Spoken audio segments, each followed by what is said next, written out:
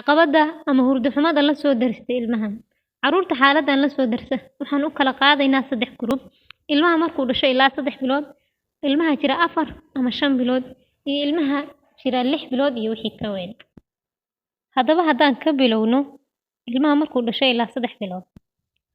Waxaa jira dhowr caqabadood oo ilmaha aadka u yar u keena hurdo xumo ama hurdadu inay ku yaraato oo uusan seexan hurdo fiican. Caqabada koowaad waxay tahay ilmaha aadka u yar wuxuu ka cabanayaa ama diidayaa inuu jeego u jiifo. Ilmahan waxay jecel yihiin inay beerbeer u jiifsadaan, taas oo noloshooda khatar gelin karta. Haddaba ilmahan wuxuu rabaa inuu beerbeer u jiifsado, wuxuu diidayaa oo nacayaa inuu jeego u jiifo.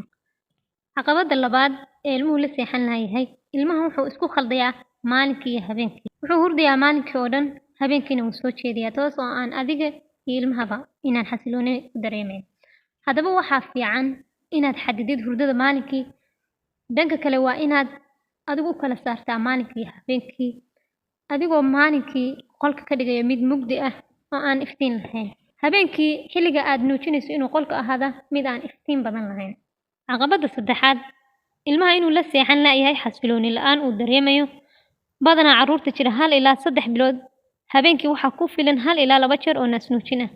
Kicinta 2 saacba mar xilliga dambe ee habeenkii ilmuhu waxay ka qaadaan jahawareer.